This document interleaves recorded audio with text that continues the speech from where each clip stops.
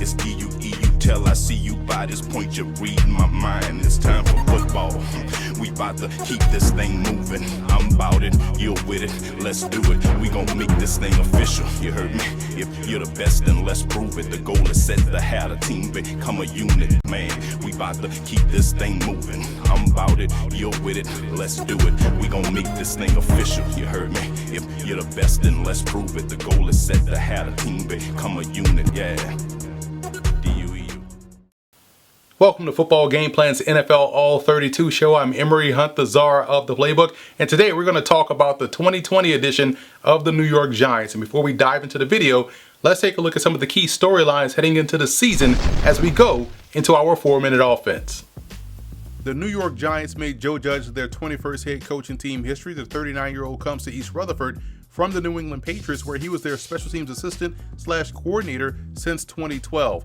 Last year, he also coached wide receivers in addition to his special teams duties. Now, what Judge has done so far that has been impressive is hire a tremendous staff that's filled with some of the best teachers at their respective positions. Judge talks the talk of a no-nonsense type of a guy who many hope can get this team back on the right track. Now, his biggest task will be to get the most out of a defense that has seemingly lost its way over the last couple of seasons, and a young quarterback in Daniel Jones, who is entering his second year in the NFL.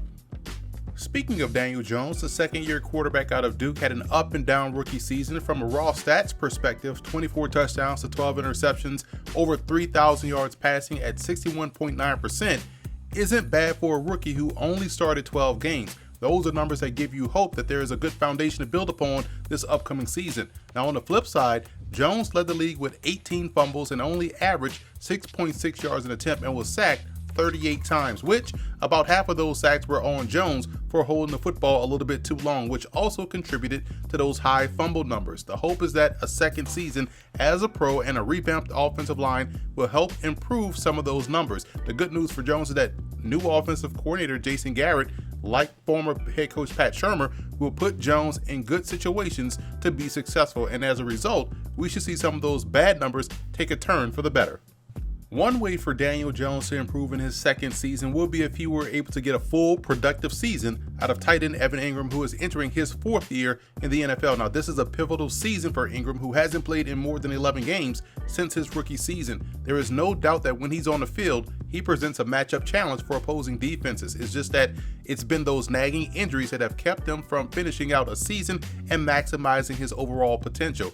In this Jason Garrett offense, having a valuable option at tight end makes it go. When you factor in a talent like Engram, he has the potential to really break out playing within this offense. So by it being a pivotal season for him, I'll go on record by saying that if he's out there for a full 16, expect him to hit the 1,000-yard mark in 2020. It will be interesting to watch how the Giants continue to grow and develop their bookend talent. And I'm speaking of the investment they made along the offensive line this offseason with the drafting of tackles Andrew Thomas out of Georgia and Matt Parrott out of UConn, and with the expected growth and jump in productivity from their outside edge rushers in Lorenzo Carter and O'Shane Ximines. On the offensive side, Thomas is expected to be a day one starter, while Parrott is going to be groomed to be a starter in about a year or two at the most. Defensively, Carter is entrenched at one starter position and is expected to hit that double-digit sack territory this season, while Ximines is hoping to become a starter, having to battle with free agent signing Kyler Fackrell for that starting role opposite of Carter. Now, if Ximines, who was known for his pass rushing prowess at Old Dominion, can consistently put together those flashes that we saw from him as a rookie, then the Giants, in my opinion, will have found their answer on the edge.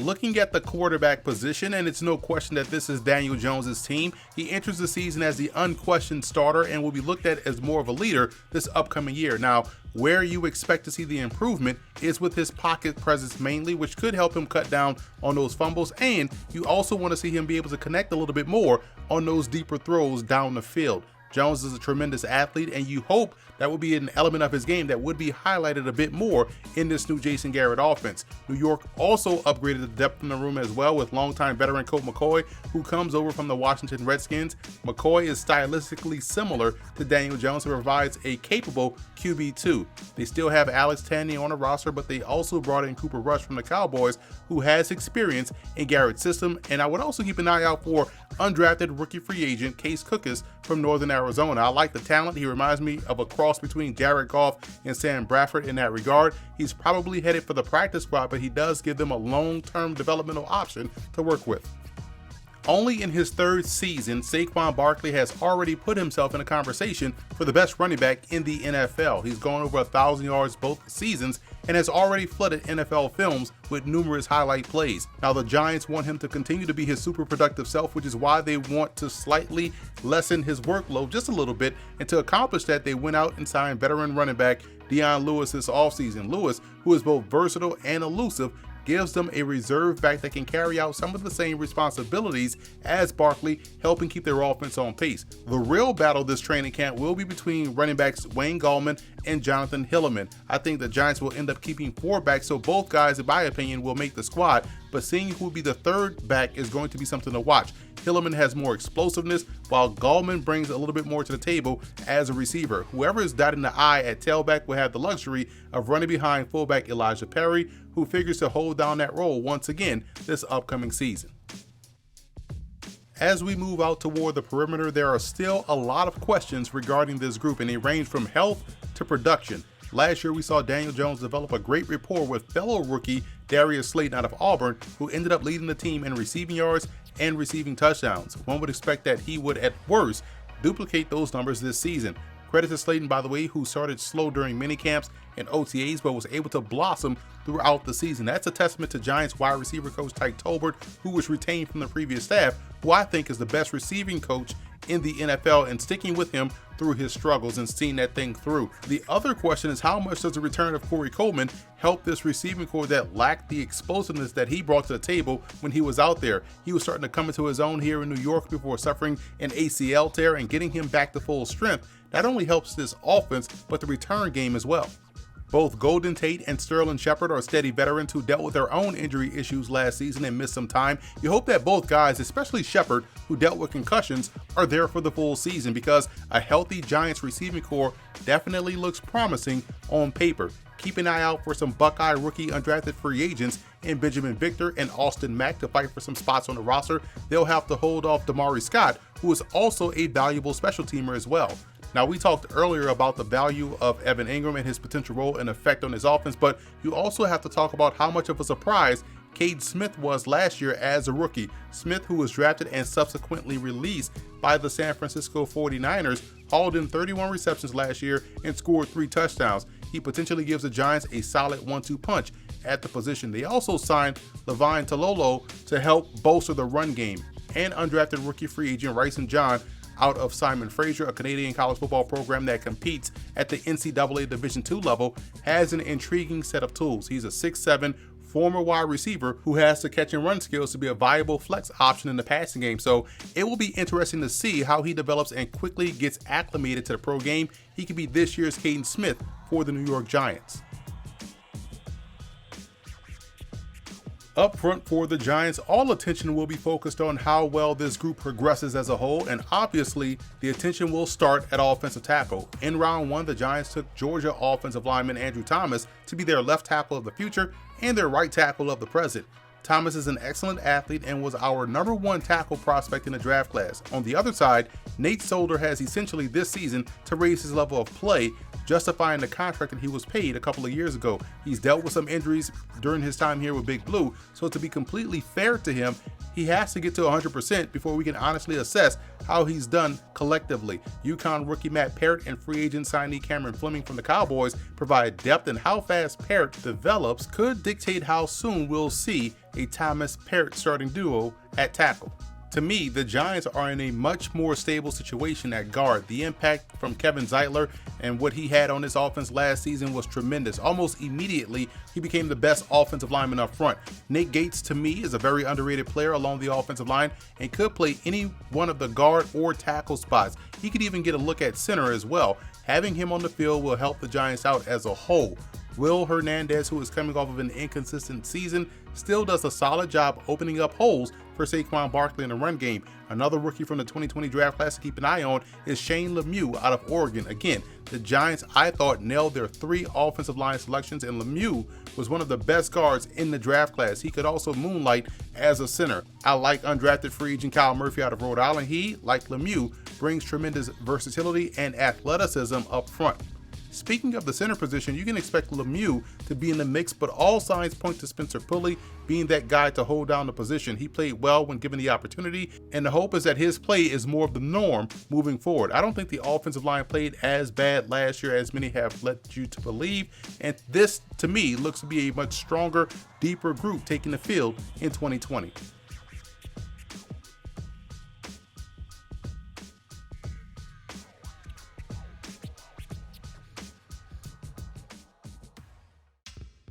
As we move over to the defensive side of the ball, and the Giants under new defensive coordinator Patrick Graham will remain fundamentally a 3-4 team, and they're in good shape up front along the defensive line as a result. Bringing back Leonard Williams on a franchise tag was a huge step.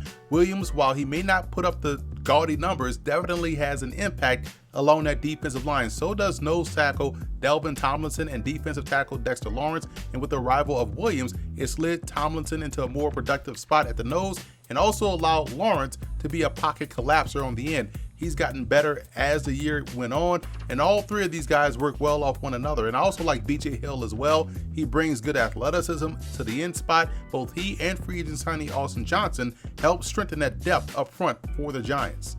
Where Coach Graham is expected to see a huge jump in productivity is at the second level. In order for the 3-4 defense to thrive, your linebackers have to be both active and aggressive. And just like the offensive line, the Giants have invested heavily at this position. Just in the last 3 years, they've drafted both Lorenzo Carter and O'Shane Ximines. They signed Marcus Golden and still figure to bring him back in the fold for the 2020 season, as he was one of their most productive pass rushers.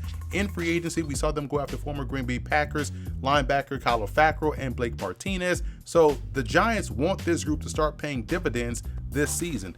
Last year, they were able to get a gem in the draft in Ryan Connolly, who starred during the preseason before playing well during the regular season before going down with an injury. He figures to be in line for one of the starting inside linebacker spots, along with David Mayo, who stepped up towards the latter part of the season and played well.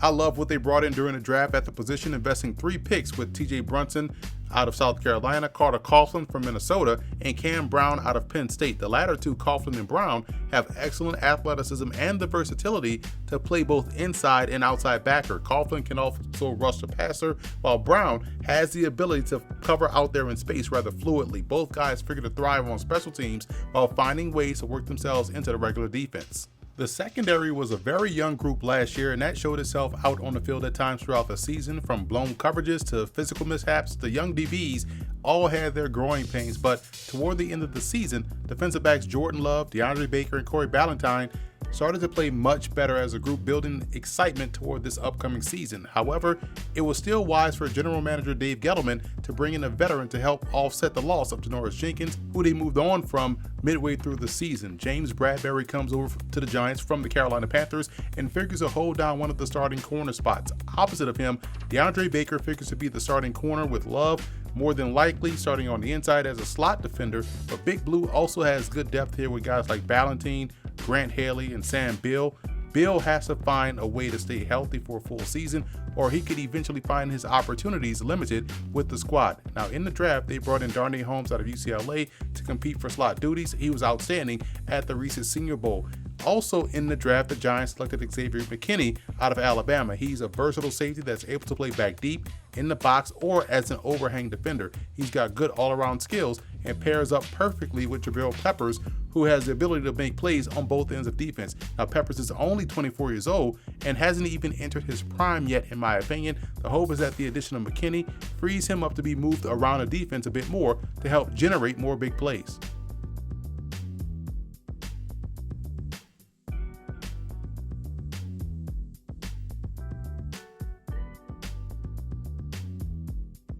Football Game Plan is brought to you in part by Ninth and Lux. Visit the website ninethandlux.com and check out the clothing gallery.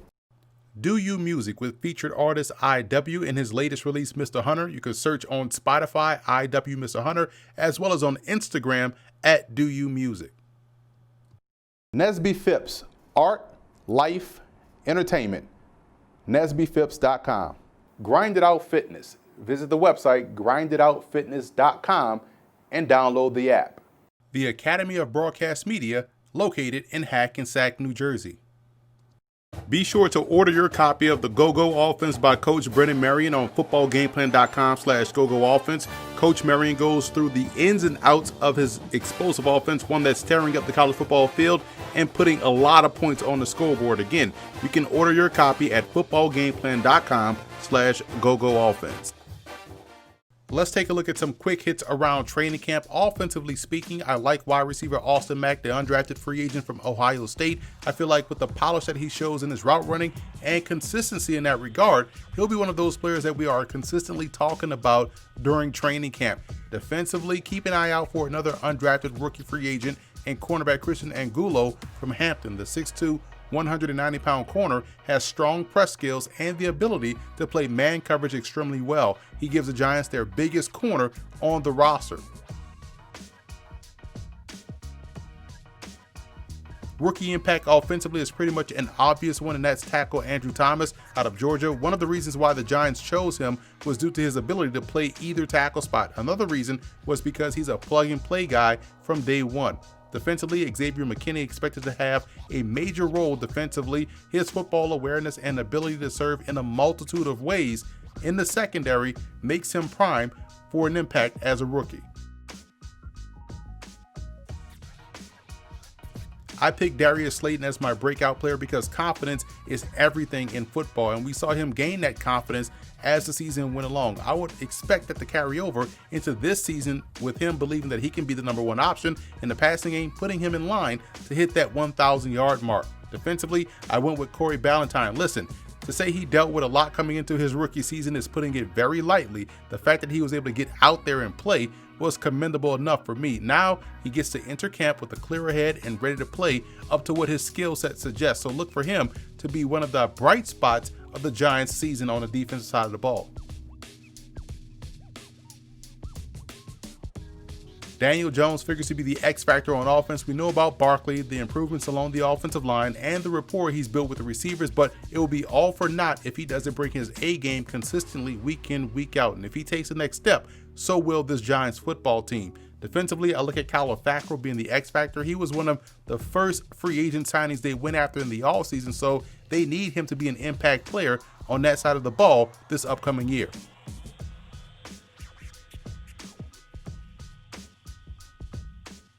One of the reasons for optimism for the Giants is the investment they made in the offensive line. We saw what Zeitler did last season. This year you add tackles, Parrott out of UConn, and also Andrew Thomas, a first-round pick, along with what they've done in free agency to build depth, Nick Gates' development. You have to like what they've done with the offensive line. Gives you a huge reason to be optimistic for the Giants this upcoming season. Another reason would be the defensive athleticism upgrade on that side of the ball. You talk about all those athletic outside linebackers that they've added, the guys that they've added in the secondary that can play multiple spots, that can also take the ball away. So when you're athletic on defense, you can match up well against any offense that you face. So you have to be optimistic about what you see from the back seven of the New York Giants. Also, you don't want to discount what Jason Garrett means to this offense. I think bringing him in was a huge addition to the coaching staff because I like Garrett as a coach. I think he's a very good offensive mind and will definitely pair up perfectly with Daniel Jones and his development. And you look at what those offenses did in Dallas. They were always productive. They were always on schedule. They weren't one of the worst in the league. They were always in the top 15. So when you have a top 15 to top 10 offense, your team will always be on the plus side of victories. And that's what the Giants are hoping that they're getting with Jason Garrett.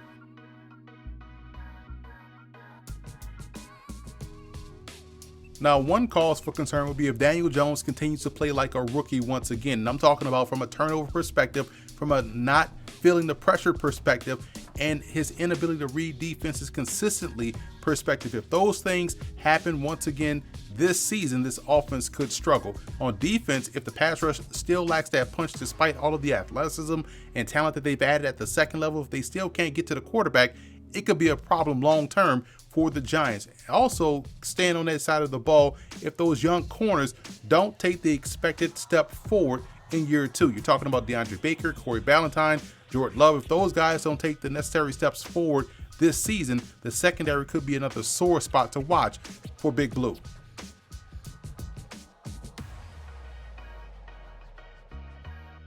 The road to the Super Bowl for the Giants goes as follows. Number 1 is clear, cut, and dry. If Jones cuts the turnovers in half, this offense will be very good because of what they've built around him up front and out on the perimeter and also in the backfield. Second, the defense has to become top 10. That's turning the ball over, that's getting after the quarterback, that's being dominant in one area of the field, whether that's stopping a run or being great against the pass. And third, those receivers have to stay intact the entire season. You can't have games where you're missing Golden Tate or Sterling Shepard or Evan Engram. If all of those guys, the talent that they have, can stay out there for a full 16, this Giants team can definitely make their way to Tampa by season's end.